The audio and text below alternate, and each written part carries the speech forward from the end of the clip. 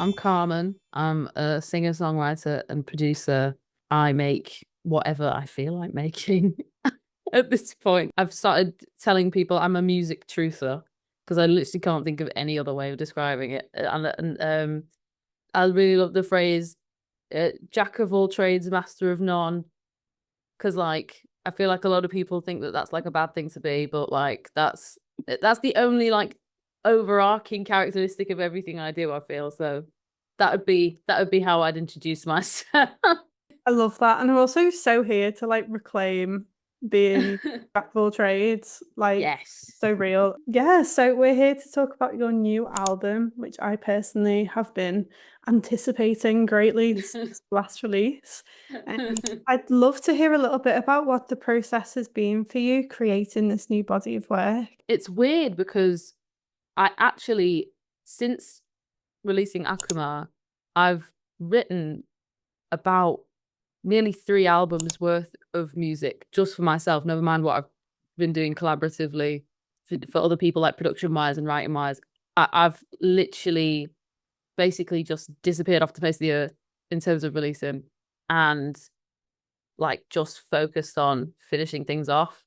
And initially, I thought I was going to be releasing a completely different album to this.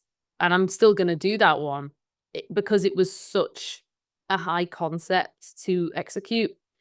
I knew that I have to have like a stepping stone before I went for that. So I've basically written like what initially was going to be my debut album already. And it's like practically finished, just music wise. But because of how I want to present it, I'm like being strategic about it. It's weird because like this album is both incredibly new and incredibly old. It's really strange. Like there's songs on it. I mean, the first song that I released for this album was written back when I was like 16, 17 years old. And then some of the songs on it I only wrote like a month ago. And I just went, right, throw them in. Initially, I was going to go, oh, I'm going to make like a little EP before I do the album that I was already writing. But then just, I don't know, there was like this really good like continuous flow of work that I was getting into from like October till now, like October last year, where I just ended up writing so much that I just had an album and I was like, okay, album then. Like initially talking to people about like, oh, how should I release this or what should I do with it? Like people had said to me like, oh, you should do like 2 EPs or you should like just release loads of singles. And I was just like, but no, this feels like it is a succinct whole project that's like come together over years of my life, like from like being still like a teenager to being an adult out in the world. I kind of wanted to create a structure where we go from it almost like gruesomely depressing at the start to like disgustingly happy euphoria at the end. It's like a collage of like events have led to the creation of this, and so it feels very much like a painting of my life from teenage years to now, because of the original project I was trying to finish before this one was so in a fantasy world. In this one, I had to kind of reclaim a lot of my identity as a person and be like, what is me and what things remind me of my life and what is unique to my sound. And so I feel like I've created like the ID card of me as a musician. The process has been incredibly, I couldn't map it out in a very like cohesive way. It's just been incredibly sporadic and it's just sort of found its way together very very all over the place essentially and over many years of time. I was going to ask you kind of what the influences for the album are, but I think in a way, like, it's kind of everything by the sounds of it, like things that were Yeah. influencing you when you were 16 and Mm. songwriting will be very different to the kind of space that you're in now, as you say, as an adult out in the world. Yeah, it's like I think influence-wise, I already had certain influences because the two songs that I had already were Inside Out and I Need to Throw Up Again.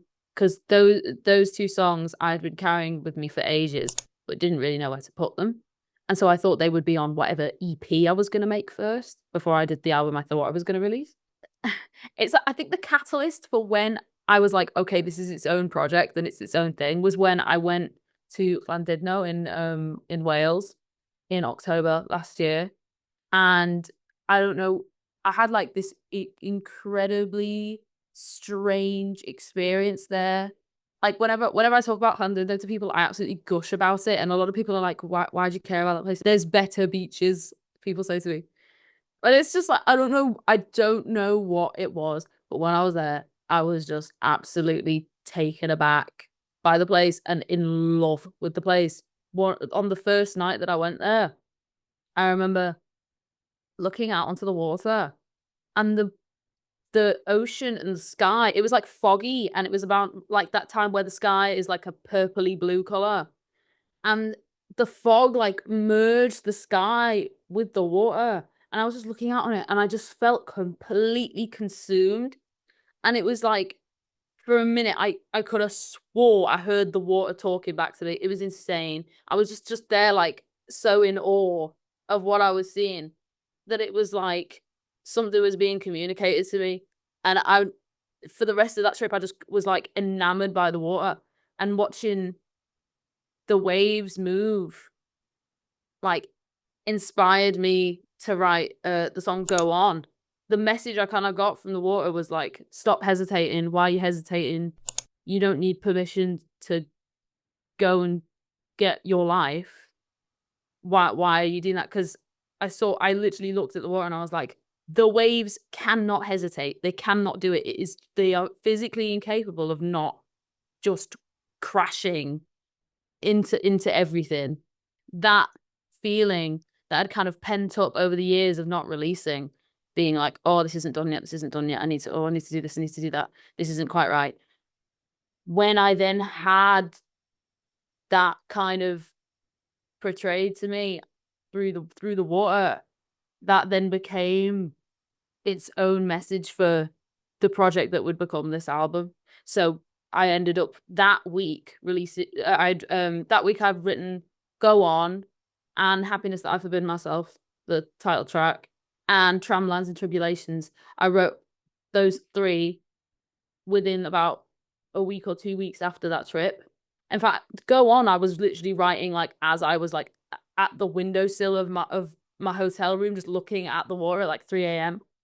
But yeah, that trip then made it that I had an actual frame to put all the paint in, because I'd had these other two songs that were deeply sad, like incredibly sad. And then I had these songs that were about hope and about perseverance and about like getting through it and trying to find the good. And I started to see like, oh, I can make something here that has a real like structure and has a story to tell, from deeply depressing to deeply hopeful and optimistic. The reason why I called it Happiness That I Forbid Myself was because I think through doing that, I'd realized that a great deal of my potential to experience joy lies in whether I was actually putting out music or not. And because I was not allowing myself to do that, and also in other ways as well, like not allowing myself to move on and take on different opportunities because I thought I had an idea of what my life was supposed to look like or who I was supposed to be with. And that self-sabotage, I kind of worded it within the title of the album of Happiness That I Forbid Myself, because it did very much feel like I would not allow myself to be happy. And I had to kind of have that moment with the ocean where I was kind of very bluntly told, like, you've just got to get on with it. You just got to do it. whether it's like amazingly mixed or amazingly mastered doesn't even matter anymore. Whether, you know, the vocal is like absolutely pristine. There's nothing to gain from just continuously making the same thing over and over and over again and never ever putting it out. So yeah, I think that title is a huge embodiment of the essence of not just the album itself, but like my kind of message for other people and for myself.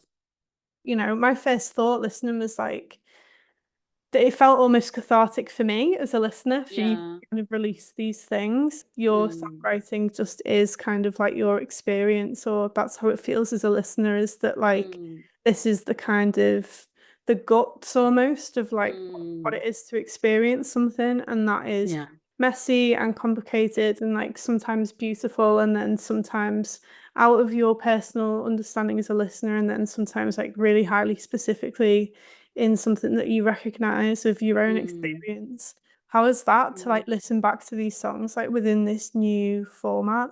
I would say that catharsis is like the theme of this entire project. I think that's really what I've been trying to get at. And for me, it is really cathartic to finally be getting it out. And it's weird because I've been listening to them for so long in my headphones on, like, back when I had a job working at like Soaster and Gred in Chester over the Christmas period, and I was just like listening back to these songs on my headphones back into from work there. Right now, as of recording this, Inside Out is out. And I'm hearing it on streaming, like on physically on the streaming platform. I can't like differentiate the experience. It's so strange. It doesn't feel like I've released it yet. Like I can't fathom that it's out there. It's so strange. I think that's because that's the one I've held on to for the longest out of all of them. And then also I think that it's really interesting to hear those lyrics now, because I think those are some of my favorite lyrics I've ever written. That song, I'm really proud of that song. I think that's why I waited so long to release it, because I really wanted to do it justice. I think the releasing is a key part, and I don't even think just this for myself. I think for every artist, I think that releasing your stuff is so important. And for 3 years of my life, I felt like shit. I felt terrible because I wasn't releasing anything. And that was half from my own perfectionism, but it was also because of like pressures from like other people who I knew in the industry, who it was just kind of a constant, oh, well, let's get these, stems mixed down, and then I'll talk to so and so and like we'll master it, and like and it just got to the point where I was just like, I'm just gonna fucking master it myself, because can I be asked? Can I be asked? And also, it's like, it's not, to me, it's not that deep when it comes to like, as long as it's not blowing people's ears off when they play it. All I care about is that there's ideas and there's lyrics and there's melody that's being portrayed to people. And like, it is incredibly, I am happy, even if it means it's going to get less plays or less whatever. I'm happy that I did it myself. I'm happy that I took it into my own hands and I didn't wait for people, because I would have been waiting forever. It's incredibly cathartic. And it is like, when it comes to the way that I discuss certain topics in my lyrics, I think it's always fascinating me when people like say to me that my music is like so deeply confessionary and so like complex and stuff, because to me this is literally just, I can't, I guess it's that way for everyone who writes music. Like when people say, oh my gosh, this is crazy, I'm just like, it's, those memes where it's like, no, like, oh, 20-year-old men discovering feelings I discovered at a sleepover when I was like 6. That's what it is. It's like, yeah, of course. Like this is what my life has been like. Like, and the other thing is, there are much worse things, like objectively worse things that have happened in my life that I can't write about. I've tried really hard to sit down and make myself write something, because everybody tells you like, oh, if you're struggling, you got to write a song about it. But I firmly believe that there are some things that like I just cannot write about because they are so intense that I don't think you can put that into a song. And also it's one of those where I think sometimes as an artist, you think you owe everybody every detail of your life in order to make good art. But another thing I'm learning from this project is how much I want to share and how much I want to not share about things I've been through, whether it's productive or whether I'm just making like trauma porn. It is a lot of being very careful with myself, having good boundaries. If there is anything I can be grateful for, the fact that I took time with this, it's that I've developed into a person that's a lot more respectful of myself and has better boundaries, knows what I will and will not tolerate, or what I will or will not be able to do, what I can and cannot promise people. Yeah, I think that's just, it's a whole thing. It's not just like, here's some cute songs I did and then like I'm putting them out now. It's like, this is, every time I make a project, this is deeply like, I don't want to say therapeutic because I feel like everybody says like, oh, music's like therapy to me, but you know, it's like a full reevaluation of me at that time, and me assessing myself quite often is what it is. It is very, very cathartic to put this like this, I don't even want to call it a microcosm because it stretches so far, but this kind of like constellation of me out now. It's very like, oh, I can finally let go of it. It's like I always say this whenever I release, like it's like a meditation on those feelings, and until I put it out, and when I put it out, I'm giving myself permission to, because I always know that I'm doing that when I look back on Akuma and I look at some of the lyrics in Akuma, and I even knew that I would feel this way when I released it. Like I'm like, some of these lyrics are very, very like, you know, up their own arse and very silly, and I would never write lyrics like that now, and I don't even know why I even wrote songs like that on that project. But I think it is good to have a documentation, and this will be part of that, of the development of not just me as a musician, but also me as a person. And I think it's really interesting when you can see that. Most of my favorite musicians, like you can see that in their work.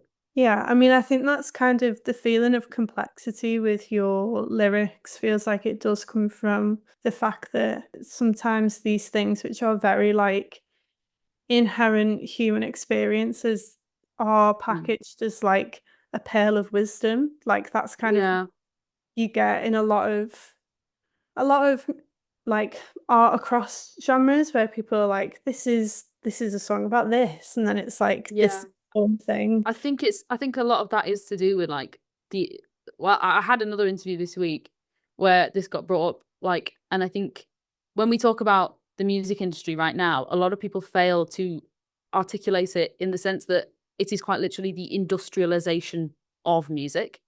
And so when we're saying like, oh, these songs are neatly packaged into genres and into emotions, into this, we are meaning it quite literally, in the sense that you would say it about fast fashion or fast food, anything fast. And thus the same kind of conversations about sustainability come up with that, just because with music, well, actually with music, yes, it does have, that does have an environmental impact physically, but also like in terms of the work that goes into it. I mean, we just had the man who runs Spotify saying on Twitter that apparently content is almost 100% free to make. So we already know what we're up against. That's one thing with this project that I had been anxious about, was the fact that you couldn't quite neatly package this album into one genre. Like when I was uploading it to distribution, it was like, what genre is this album? And I was like, pop. I guess. And then I was like, oh, maybe I should put the electronic tag. And then it was like, which type of electronic music? Is it drum and bass? Is it? No, one of the songs is, but like the rest of it ain't, you know? Like it's actually physically integrating itself into the way that we release music and the way that we experience music and the way that we promote music, the way that you can be discovered, especially now with playlisting. It is quite literally the industrialization of music, like in a very literal sense. I think that's what's missing on some people. And then also when it comes to like the complexity of emotion thing, I think that right now we are greatly insulting the intelligence of listeners.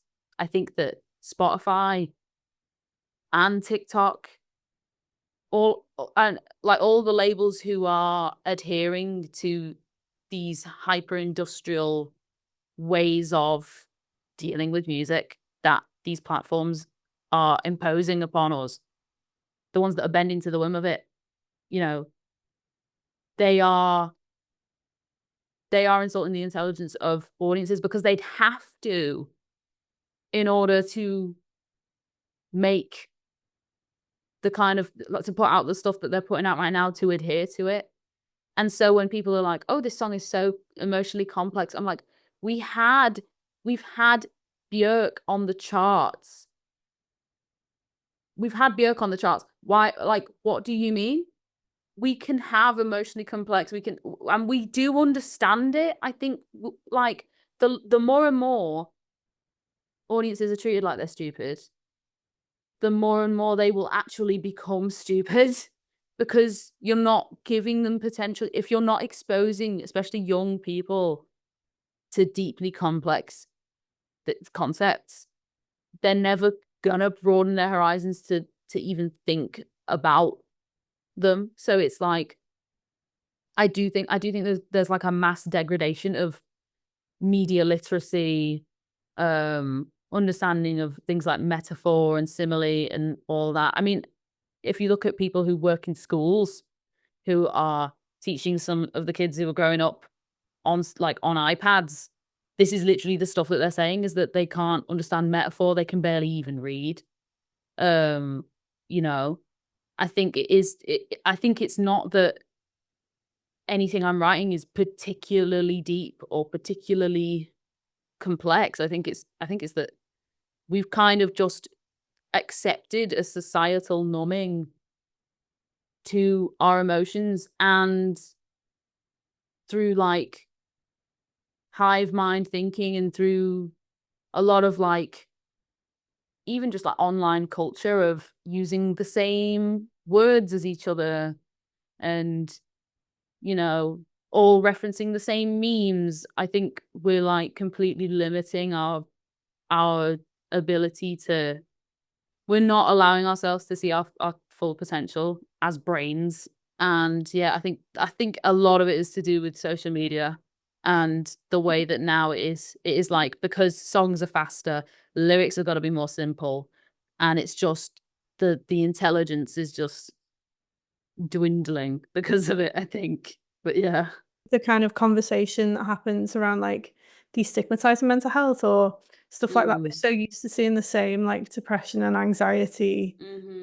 And like that's it. And so when someone talks about mental health away from, as you say, kind of like buzzwords, or through like it's okay to feel these things, or like, you know, the 5 symptoms that everyone gets introduced to when mental health is spoken about, it can feel like, you know, there's a lot that people would talk about mental health that's like on a very much a surface level, and then there's things which are still so shameful that they're not even allowed to come into a destigmatized space. And so it feels like when you talk about things with honesty, even if for you they don't feel like they're these like, you know, revelatory things, there will be for a lot of people listening this first articulation of something that, you know, they might have sought out, like the language or the experience, and all that they can find online is these same very glossy versions of what it is to like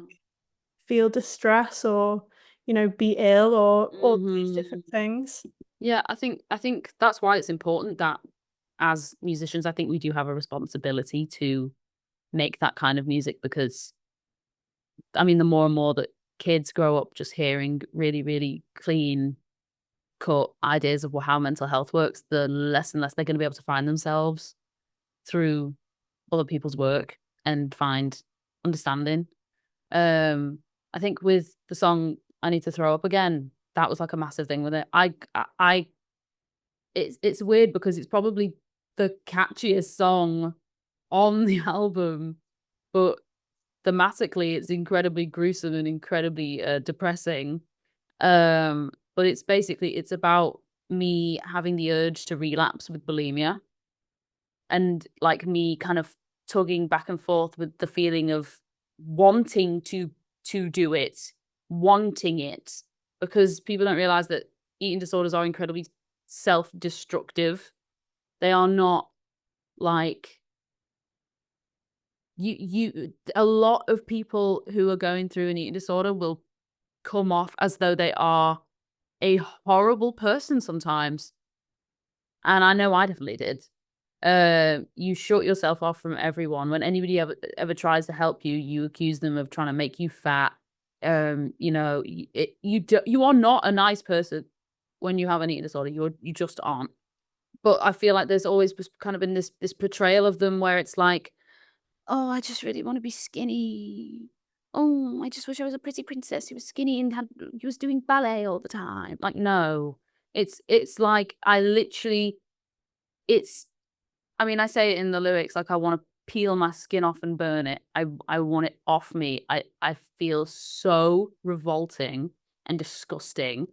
And also, I think that it often gets diminished into just being about thinness, when a great deal of it is just this inherent disgust with yourself, regardless of whether it's because you want to look thin. I mean, that's a part of it, but it is like I couldn't sit in my own body without feeling like I wanted to run away. And this kind of control that you can have over yourself through an eating disorder is appealing to people, because it gives them a sense of it being on their own terms. I mean, it's no wonder that a great deal of people who have been through sexual trauma, end up with eating disorders, because it's a lot deeper than just being skinny. I think once again, it's an insult to the intelligence of many people, and because obviously eating disorders like disproportionately affect women, I think it is like a massive sexism thing. I think it is literally like, oh, you just want to be skinny because you're a girl. And it's like, no, I hate everything about myself. Like, it is crazy how people think women are incapable of feeling like anything other than, why am I not pretty? Why am I not skinny? Oh, I'm so anxious right now because I'm on my period. Like, there's a much greater breadth of emotion, and I hope that this album is testament to that. But yeah.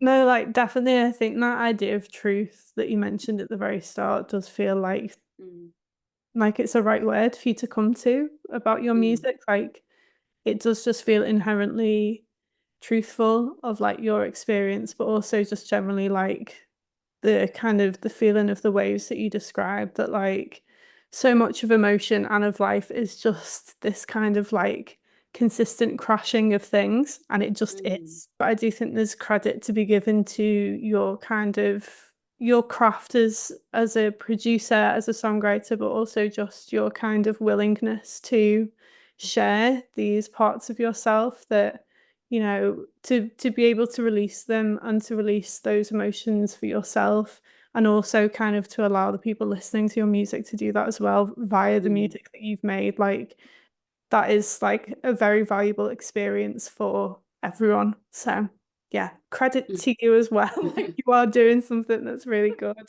Yeah, and we're running out of time, so I'm going to ask my last question, which is where people can listen to your music and can sort of stay up to date with what you're doing. Well, Spotify, Karman, iTunes, or if whatever it's called nowadays, Apple Music, Karman, all of them. I'm on all of them. So whatever you listen to, I'm there. Listen to my album. Amazing. Thank you so much.